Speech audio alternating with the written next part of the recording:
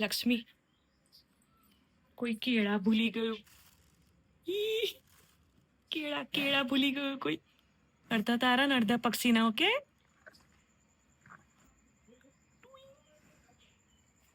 ઉપર આય.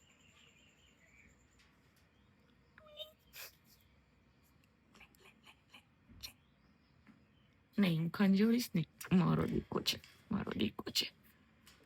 કેળા ભૂલી ગયું સર. જો બહાર આવી જા.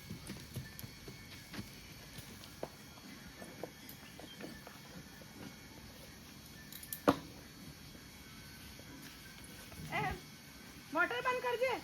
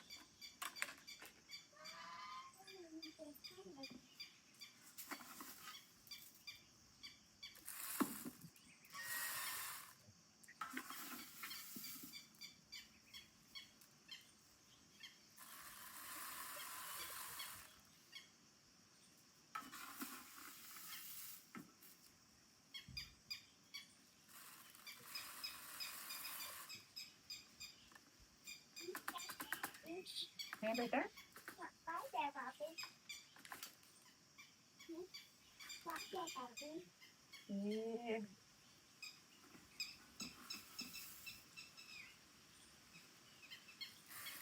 એક કામ કર.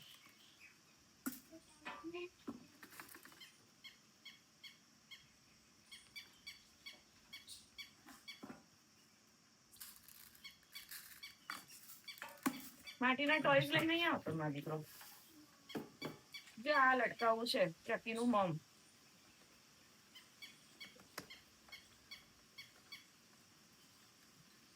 ચકીનું મમ લટકાવું છે.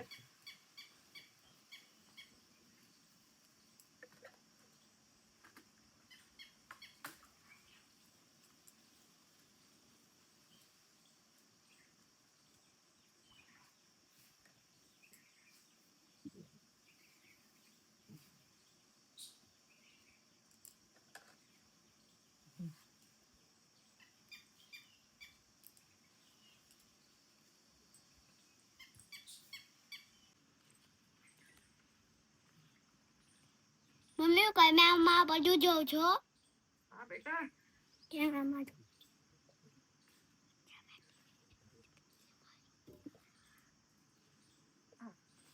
લક્ષ્મી.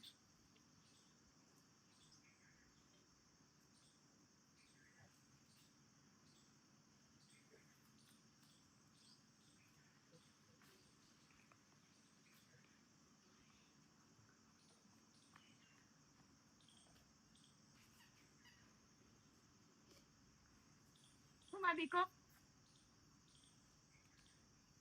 એ ચાટ નહીં યાર.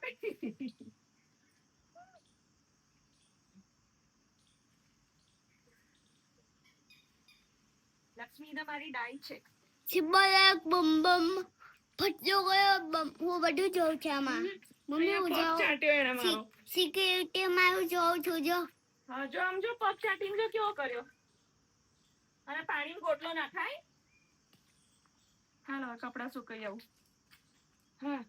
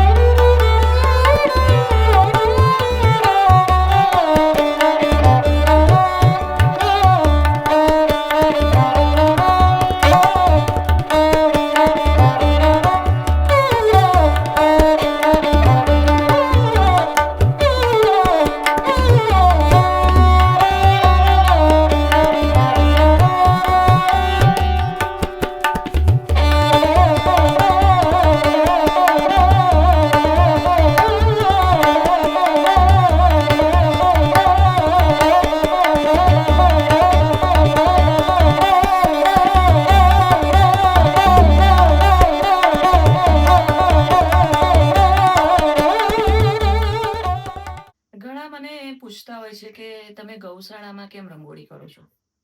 આપણા ઘરમાં એક પાણીયારું, એક ઉમરો, એક આપણા ઘરનું જે મંદિર હોય નાનું પૂજા સ્થાન અને ગૌશાળા, આ 4 વસ્તુ બહુ પવિત્ર ગણવામાં આવે છે. પાણીયારે દીવો કરવામાં આવે છે. તમિલમાં પાણીયારે ચૂલા પર, હા ચૂલો પણ ખરો, ચૂલે પાણીયારે ઉમરે રંગોળી કરવામાં આવે છે. તમિલમાં એને કોલમ કહે છે. ચોખા પલાળીને 4 કલાક પછી એને મિક્સરમાં વાટી અને ચોખાની એવી રીતે પાવડરની જે પેલું પેસ્ટ હોય એ ખીરું કરી, આપણે એને ખીરું કહીએ, એમ એ લોકો રંગોળી કરે છે અને કોલમ કહેવામાં આવે છે. ડેઈલી એ લોકો કરે છે. તો આ 5 સ્થાન છે એ સૌથી પવિત્ર ગણાય છે.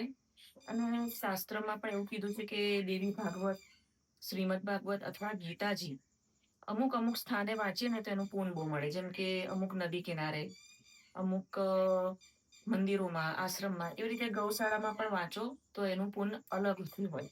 કારણ કે આ બધી પવિત્ર જગ્યા કહેવાય છે.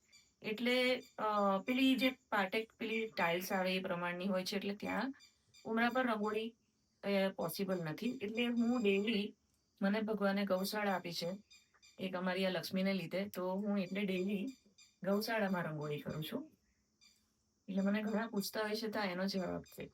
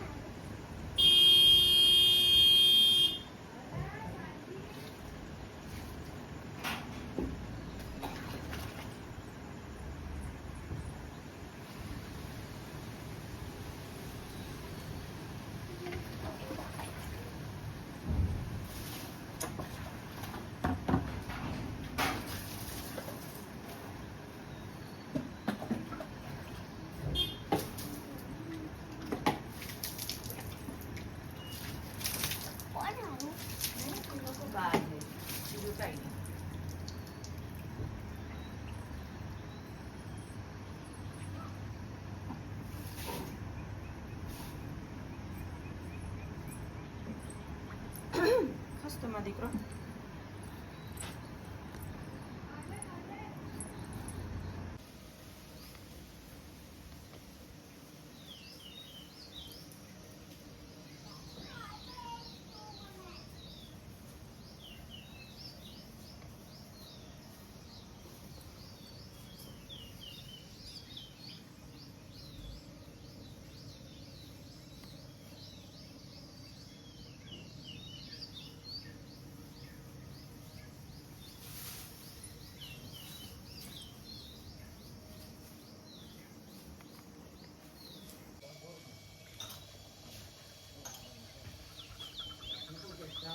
જો ઈ રાવડી ગયું.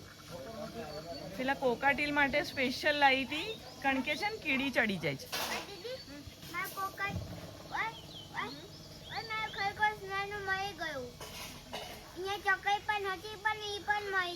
છે ને